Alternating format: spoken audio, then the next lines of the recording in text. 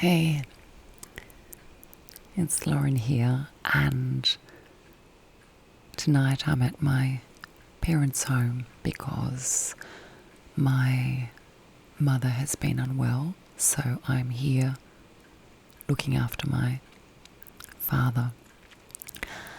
And it's raining, and I want to share those sounds with you for a moment.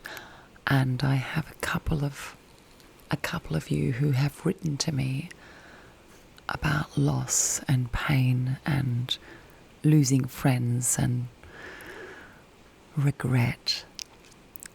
So before I start to chat to you, I'm going to take you to listen to some sounds because they're beautiful and I love to share them with you. Can you hear that?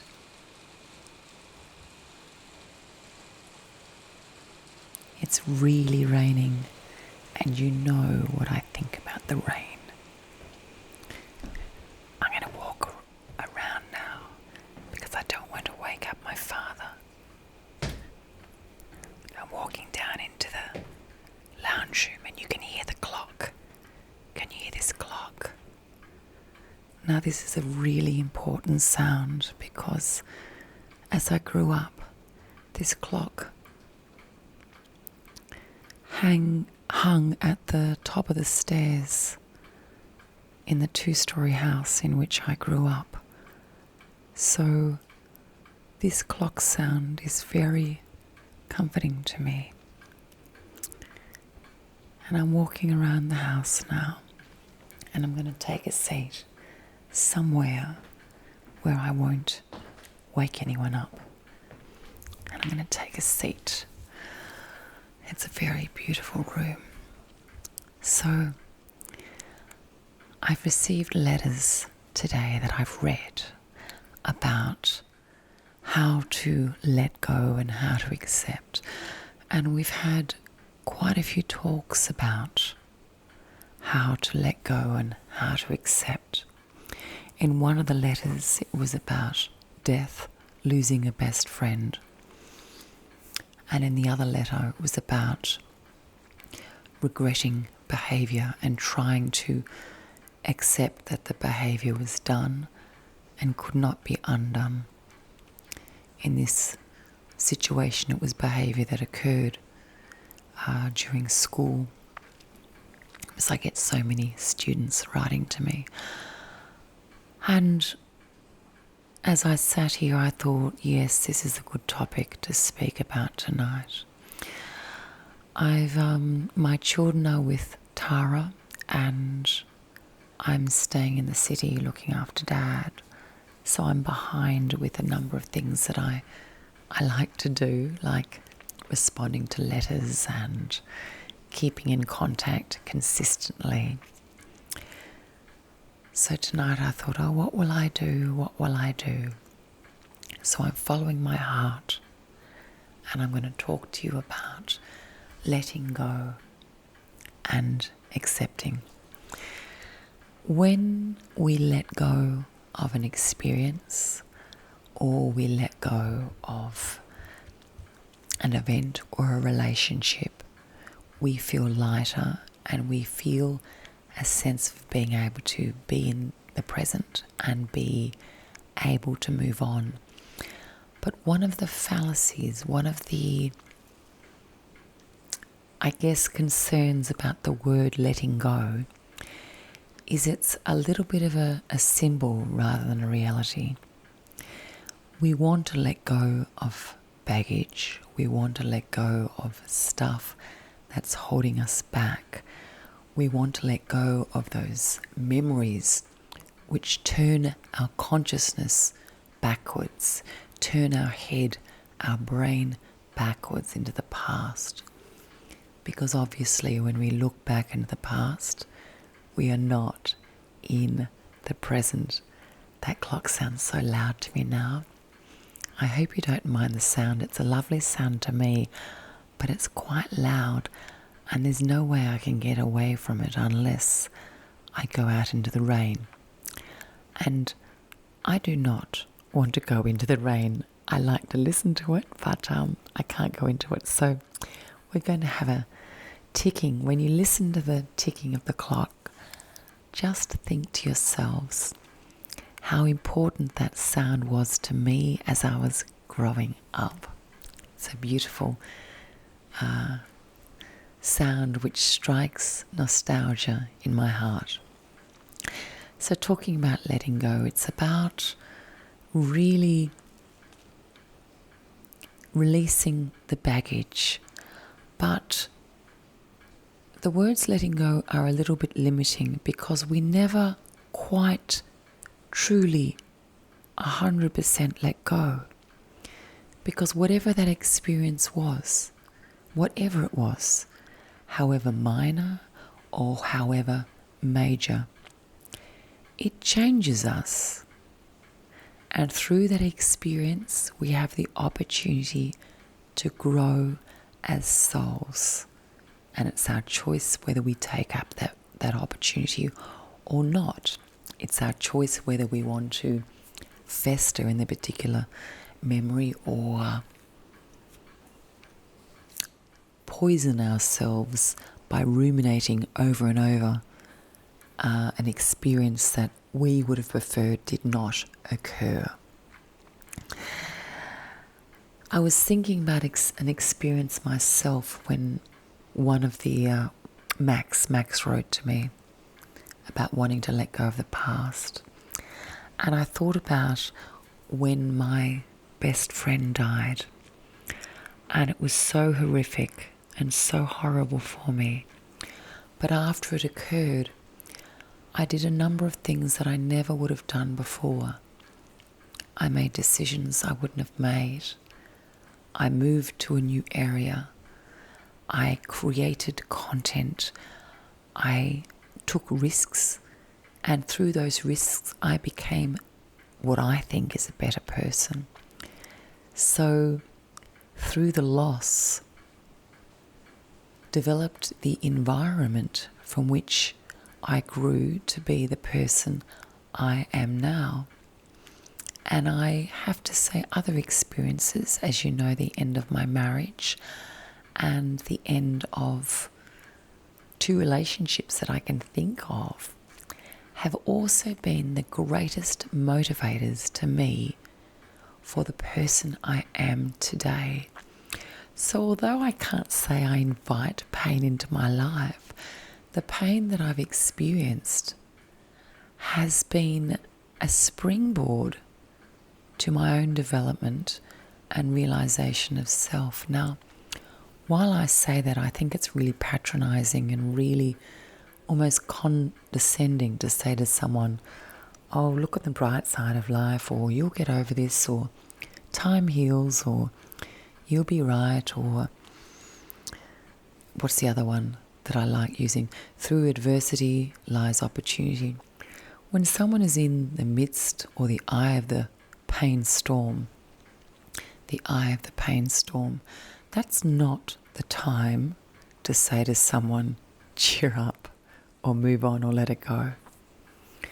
But there is the environment there from which we can grow. Pain is more motivating to human beings than pleasure.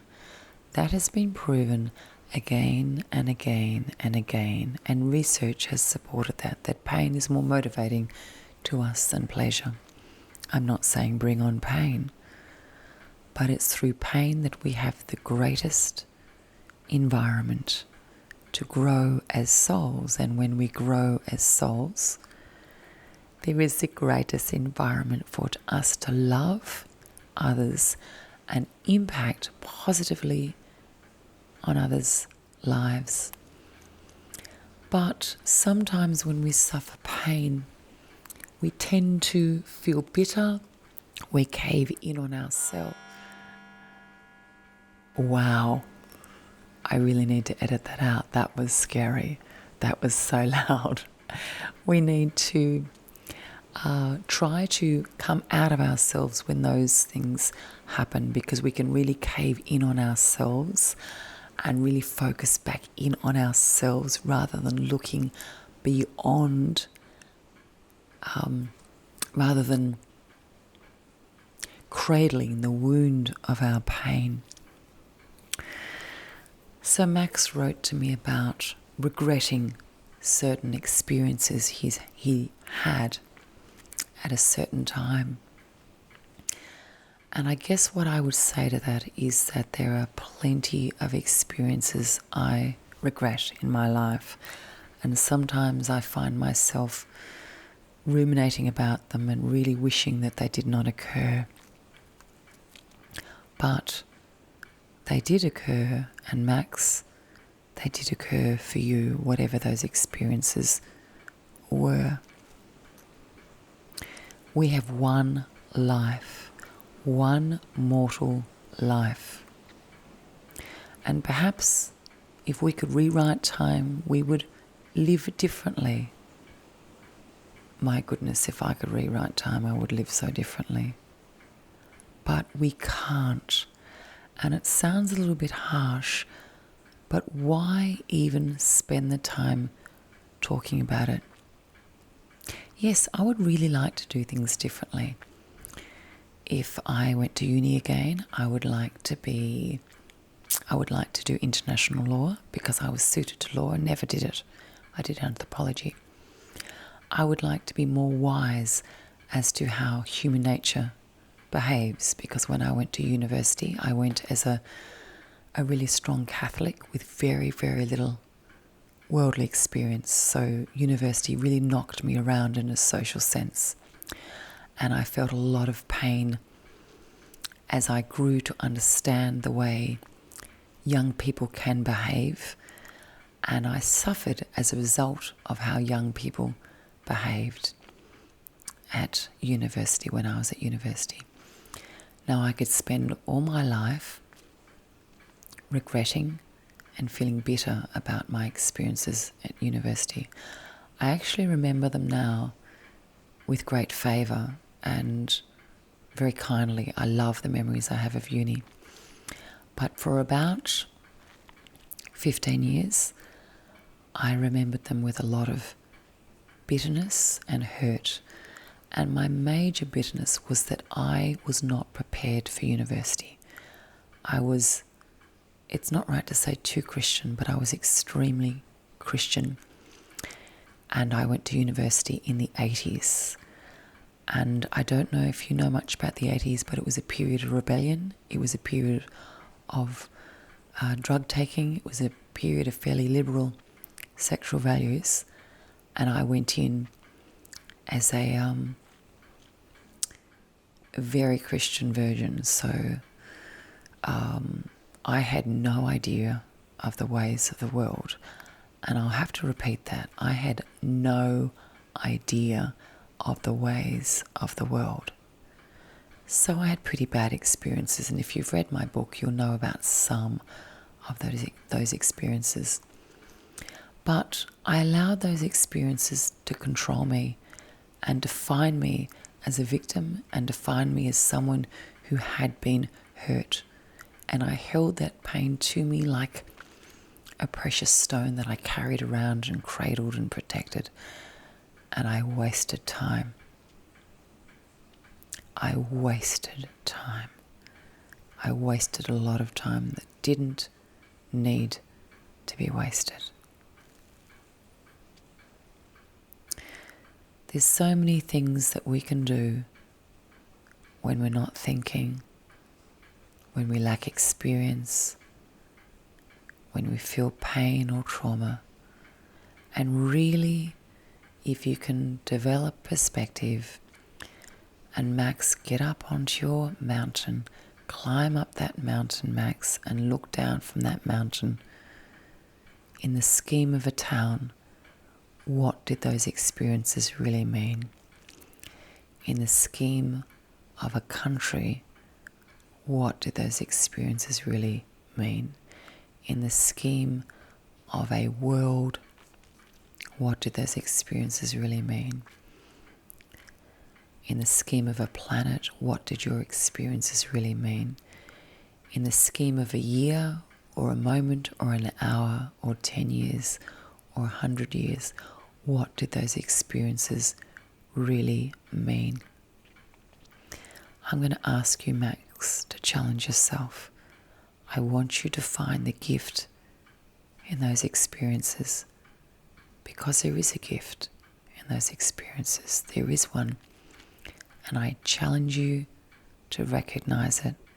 I want you to see the gift in those experiences and write to me and let me know. I've taken 20 years to see the gift in my university experiences. I've taken 10 years to see the gift in the end of my marriage. I've taken 30 years to see the gifts in the bullying I received as a primary school student. Max, how about just a thought? Perhaps you can learn from my experiences. You don't have to. We all have different sort of levels of learning. But I'd love you to learn from me. And I spent so many years as a victim saying, this isn't fair. I wish I didn't do that. That shouldn't have happened.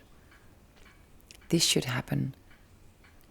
There's no justice. It's not right. How can that person say that? How can he do that to me? And I carried those thoughts and I carried them and I put them in my backpack. And I almost kind of loved them. They were almost comforting because I became the victim to the point that I lost a sense of who I truly am. So, Max and Jordan Mikey, I'm so sorry for where you're at tonight and what you're feeling. I'm really, really sorry. I do hope you get some sleep. I hope my ticking clock can comfort you a little bit and not annoy you. We let go and we never truly let go. But part of letting go is knowing that we'll always carry that memory in some shape or form.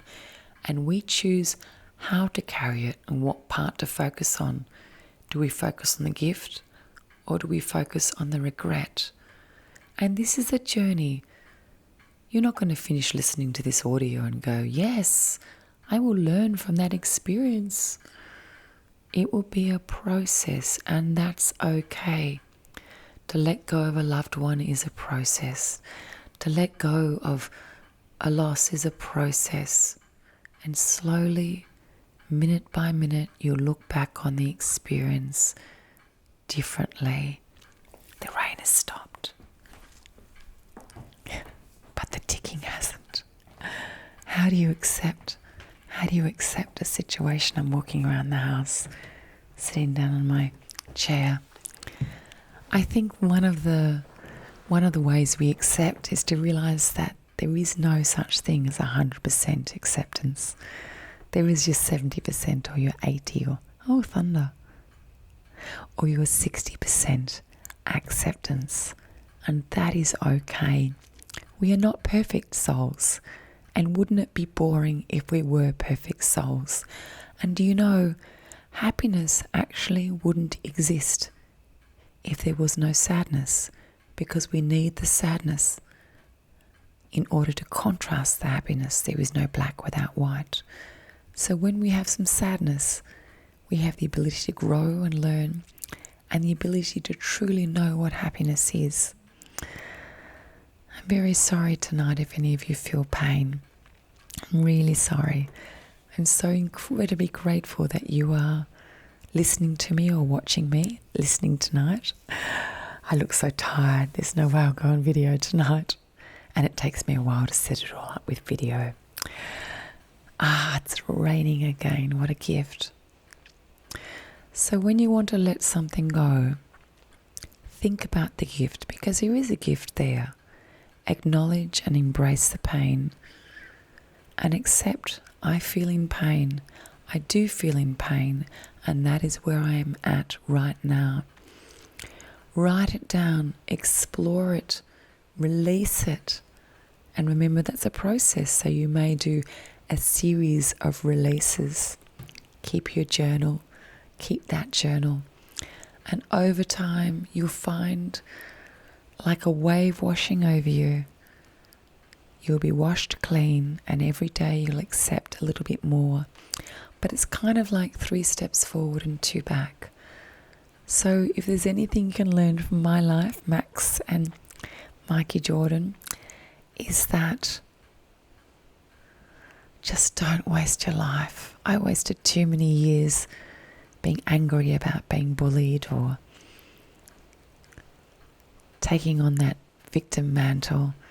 And life is too beautiful. It really is. There's music, there's rain, there's chocolate, there's cups of tea, there's your friend who laughs too loudly, patting your dog, the sun which is out, eating that second piece of apple pie when you've had enough.